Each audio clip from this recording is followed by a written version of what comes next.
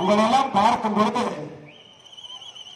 என்னை எது அரசியலை நோக்கி ஈர்த்ததோ உங்களை பார்க்கும் பொழுது அந்த ஈர்ப்பு இன்றும் அப்படியே இருக்குதுங்க ஐயா.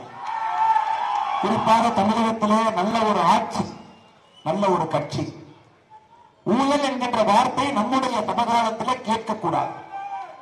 எத்தனையோ நாடுகள்ல ஊழல் என்கின்ற வார்த்தையே இல்லைங்க. ஐரோப்பிய நாடுகள்ல பல நாடுகள்ல கிடையாது. ஊழல் என்கின்ற வார்த்தையை நம்முடைய சமகாலத்திலே நம்முடைய அகராதியிலிருந்து எடுக்க வேண்டும். ஏழை என்கின்ற வார்த்தையை நம்முடைய அகராதியிலிருந்து எடுக்க வேண்டும். அதையெல்லாம் தாண்டி நம்மை ஆட்சி செய்யக்கூடியவர்கள் நம்முடைய சேவர்களாக இருக்க வேண்டும், நமக்கு சேவை செய்ய வேண்டும். இந்த மூன்று தான் ஐயா என்னை அரசியலை நோக்கி ஈர்த்தது, அரசியல் நோக்கி அழைத்துக் கொண்டு வந்தது.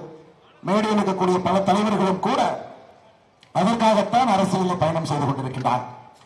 என்ன கள்ளக்குறிச்சியில உங்களுடைய எழுச்சியை பார்க்கும் பொழுது, இளைஞர் பட்டாளத்தை பார்க்கும் பொழுது தாய்மார்கள் சகோதரிகள் அவருடைய பங்கேற்பை பார்க்கும் பொழுது நிச்சயமாக ஒரு பெரிய இயக்கத்தோடு நீங்கள் பார்த்திருக்கின்றீர்கள். தமிழகத்தில் ஒரு அரசியல் மாற்றம் வேண்டும் என்பதில் தெல்ல தெளிவாக நீங்கள் அனைவரும் இருக்கின்றீர்கள் என்பது நமக்கு புரிகிறது. சகோதர சகோதரி, சாதாரண ஊர் இல்லைங்க. கள்ளக்குறிச்சியை பொறுத்தவரை எங்கே திரும்பினாலும் கூட பசுமை.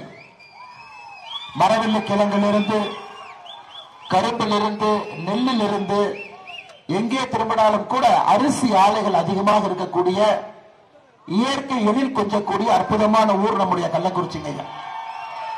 குறிப்பாக இந்த மாவட்டத்தில் மட்டுமே 15,000 ஏக்கர்ல மஞ்சள் சாகுபடி பண்றோம் ஐயா. மஞ்சள் சாகுபடி ஒரு பக்கம் நாம் சொல்லுகின்றோம், ஈரோடு தமிழகத்தினுடைய மஞ்சள் தலைநகர் என்று சொல்லுகின்றோம். கள்ளக்குறிச்சியும் போட்டி போட்டுக்கொண்டு அந்த அளவுக்கு மஞ்சள் சாகுபடி நடந்து கொண்டிருக்கிறது. தியாகதுர்க்கம், மாமணந்தல், அகரக்குட்டாலம், மலைக்கொட்டாலம் இந்த கிராமத்தில் எல்லாம் ஐயா ஒரு வருடத்திற்கு 362 மெட்ரிக் டன் மஞ்சள் நீங்க உற்பத்தி பண்றீங்க. அந்த அளவுக்கு விவசாயம் சார்ந்த தொழில்கள் அதிகமாக இருக்கக்கூடிய பகுதி நம்முடைய கள்ளக்குறிச்சி. ஆனா உங்களுக்கு எந்த விதமான ஒரு ஆதரவோ, ஒரு எந்த விதமான ஒரு உதவியோ நம்முடைய மாநில அரசு செய்வதற்கு தயாராக இல்லை. விவசாய பெருமக்களை பொறுத்தவரை இந்த மஞ்சள் தேக்கி வைக்கிறதுக்கு ஒரு குடோன் கூட நமக்கு இல்லைங்க ஐயா. சேலத்தை நோக்கி செல்ல வேண்டும், ஈரோட்டை நோக்கி செல்ல வேண்டும். அப்படித்தான் கள்ளக்குறிச்சி மாவட்டத்தினுடைய மஞ்சளை பொறுத்தவரை அப்படித்தான் இருக்குங்க ஐயா. உங்களுடைய மரச்சிற்பம் இந்த யாத்திரையில் வரும்பொழுது கிட்டத்தட்ட ஒரு 20-30 மரச்சிற்பங்கள் அன்பளிப்பாளிச்சு. கடவுளினுடைய படத்தை போட்டு மரச்சிற்பங்கள் இருந்ததுங்க ஐயா. பாரத அன்னையினுடைய மரச்சிற்பம், என்னையே ஒருவர் உருவமாக வரைந்து ஒரு மரச்சிற்பத்தை கொண்டு வந்தார். கள்ளக்குறிச்சியினுடைய மரச்சிற்பத்தை பொறுத்தவரை நமக்கு தெரியும், அதற்கு ஒரு தனி பெருமை இந்திய அளவில் இருக்குது. கள்ளக்குறிச்சியினுடைய மரச்சிற்பத்தை பொறுத்தவரை இந்தியாவில் வேறு யாரும் உங்களுக்கு போட்டி போட்டு ஒரு சிற்பத்தை உருவாக்க முடியாதுங்க ஐயா. ஆனால் நாங்கள் பெருமையாக சொல்லுகின்றோம், 2020ஆம் ஆண்டு பாரத பிரதமர் நரேந்திர மோடி அவர்கள் கள்ளக்குறிச்சி மரச்சிற்பத்திற்கு புவிசார் குறியீடு கொடுத்து கௌரவம் கொடுத்திருக்கிறார். புவிசார் குறியீடு. அப்பனா இந்த மரச்சிற்பத்தை இன்னொரு இடத்துக்கு நம்ம கொடுக்க மாட்டாங்க ஐயா. கள்ளக்குறிச்சி மரச்சிற்பம் என்பது உங்க ஊருக்கு மட்டும் அது பொருந்தும். புவிசார் குறியீடு கிடைத்த பிறகு நம்முடைய மரச்சிற்பங்களுடைய ஏற்றுமதி அதிகரித்திருக்கிறது. 2020ல நம்முடைய மோடி ஐயா, இந்த மண்ணை காக்கக்கூடிய, மக்களை காக்கக்கூடிய மோடி ஐயா புவிசார் குறியீடு நம்முடைய மரச்சிற்பத்தை கொடுத்திருக்கிறாங்க ஐயா. ஐயா, விவசாய பெருமக்கள் நிலையா இருக்கிறீங்க. உங்களுக்கு தெரியும், இன்னைக்கு விவசாயிகளுக்காக ஒரு அரசு இருக்குதுன்னா நம்முடைய பாரத பிரதமர் நரேந்திர மோடி அவருடைய அரசுங்க ஐயா. விவசாய பெருமக்கள் நன்றாக இருக்க வேண்டும். கள்ளக்குறிச்சி மாவட்டத்தில் மட்டும் ஐயா வருடந்தோறும் 6,000 பெறக்கூடிய பாரத பிரதமருடைய கௌரவ நிதி, வருடந்தோறும் 6,000 பெறக்கூடிய விவசாயிகள் 1,81,648 விவசாயிகள் அந்த ஒரு மாவட்டத்தில் இருக்கிறீங்க ஐயா. சுருக்கமா சொல்லணும்னா நீங்களே கூட்டி கழிச்சு கணக்கு பாருங்க.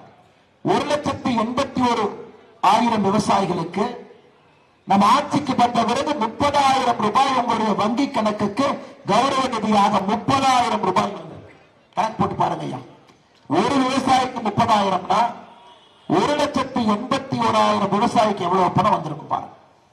வருடத்திற்கு 3 முறை 2,000 9 ஆண்டுகளே 15 தவணையில 2,000 30,000 ரூபாய். எங்கேயாச்சும் பாரதிய ஜனதா கட்சி வந்து தம்பட்டம் அடிச்சுக்கிறாங்களாங்க ஐயா? 2,000 கொடுத்தோம், உங்களுக்கு 2,000 கொடுத்தோம், நாங்க தான் 2,000 கொடுத்தோம். அந்த விவசாயிகளை கூட்டிக்கிட்டு வந்து ஊருக்கு வெளியே வெயில்ல நிறுத்தி வச்சு, இல்ல நீங்க வாங்க 2,000க்கு தாசில்தார் வருவாரு, அது வரைக்கும் வெயில் நெல்லுங்க நம்ம சொன்னமாங்க ஐயா.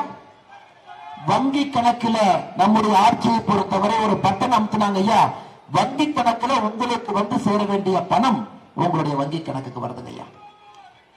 அதான் நம்முடைய ஆட்சிங்க ஐயா. சத்தம் இல்லாம உங்களுக்காக மோடி அவர்கள் உழைத்துக் கொண்டிருக்கின்றார்கள். உங்க பணம் உங்களை நோக்கி வருது. யாருகிட்டையும் போய் நம்ம கை கட்டி நிக்க வேண்டாங்க ஐயா.